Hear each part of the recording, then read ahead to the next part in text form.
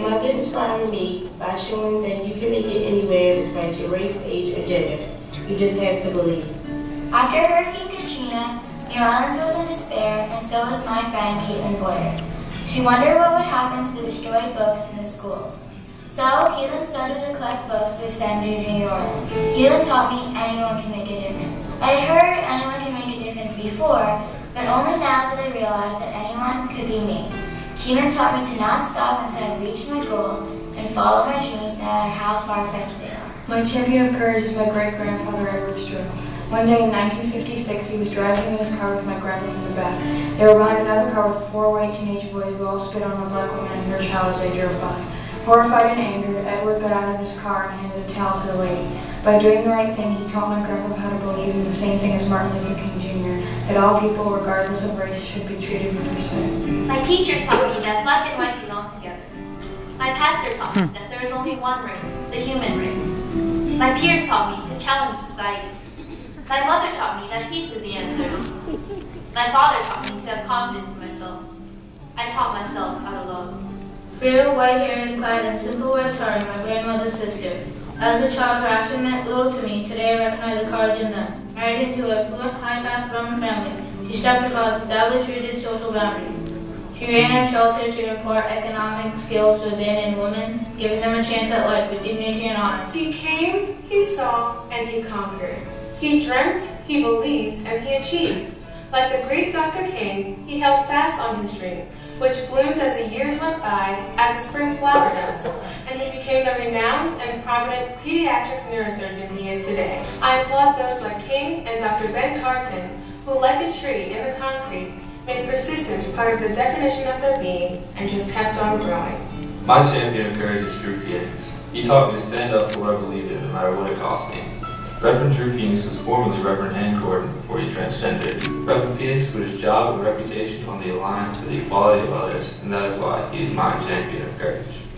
Like Dr. King, he is a lion, a man with a daring heart, a bold attitude, and a fierce spirit. A farmer in India with little education, he too had a dream, and he came to America in search of greater opportunities for himself and his family. A friend to all races and creeds, he is the king of his domain, instilling in us the desire to be the next generation of harmony and achievement. I salute my father, Joginder Sharma, as my champion of courage. Dr. David Anderson is the founder of Bridgeway Community Church. This church is everything that Dr. King would have wanted to see. Bridgeway's congregation is like a multicolored quilt made up of African Americans, Caucasians, Asians, and Hispanics. Dr. Anderson inspired me and many others to transcend racial boundaries to worship the Lord. Mahatma Gandhi made India a better place by freeing the Indian nation from British rule. Gandhi accomplished this great achievement in a nonviolent way. Mahatma used peaceful strategies such as motivational speeches. Gandhi's actions inspire me to be a nonviolent leader, just like him. He pushes us all to succeed in school and in our community. He has taught me the importance of education, also that no dream is too big to come true. Dr. King fought for the rights of African Americans so that we could all be united as one. Mr. Mobley lives the dream of Dr. King and teaches us all that united we will stand and divided we will fall. In the Army, my father was taught that there was only one color, the green of the soldier's uniform. He passed on that teaching to me, saying what matters is not your gender, what matters is not your race. What matters is how well you perform. He demonstrates this daily by looking past color and treating people based on their character, the same way Dr. King wanted everyone to treat others. By passing on the teachings of Dr. King and living them, my father is a true champion of courage. 47 years ago, a child lady was jailed, participating in the civil rights movement.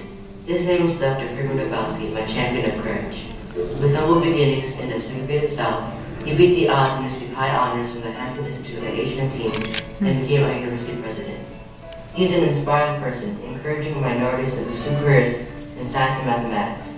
He's an exemplar like Dr. King, motivating minorities to dream, excel, and prosper. My mentors, Mr. Keith and Mr. Damon, are my champions of courage. They work at the barbershop while I go after school.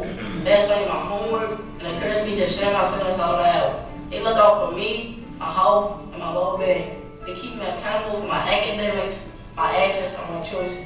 Mr. Keith and Mr. Damon are my role models, my friends, and my inspirations. I want to own a barbershop and help neighborhood students just like they did. My dad served as peacekeeper for 2 tours in Bosnia. He has been something to an end for the past 2 years. He's helping southern Sudanese make a peaceful transition to their independence. Like Dr. King, my dad has sacrificed much, including my family, in order to be my champion of courage. My champion of courage is a class named Davon Key from 6th grade. It was my first time to encounter a different school. I was being picked on by people until he came and stopped everybody. He told me that just because I'm from a different place with different skin, it doesn't mean I'm different from everybody else. He taught me how to stand up for myself. The government that makes one feel put down, you speak out and persist, even if the consequence is 27 years behind bars in a prison on an island, it's grueling condition. While they wait for you to give up, you wait to try for a new nation. Your determination and perseverance is what makes you, Mr. Nelson Mandela, one to salute. She stood up for others by emphasizing that everyone has the right to live and learn. By sacrificing her wealth and leisure, she has shown great concern for major issues around the world. Improving health conditions of the less fortunate and providing equal opportunity for every youth to have good education are her major focus. My champion of courage, Melinda Gates, has a dream for every human being to live a healthy life and to live life to the fullest. Like Dr. King, she believes that we are all a unique blend of sugar and spice mixing together in the same pot. If the ingredients don't get along, then it makes for a bad dish, and no one likes a bad dish. She has shown me that by maintaining a sweet look and an even sweeter core, I can form relationships with many unique sugars and spices, making my life a delicious and exotic dish. My mother, Joanne Stanley, is my champion of courage. M&T Bank is proud to be the exclusive sponsor of Champions of Courage.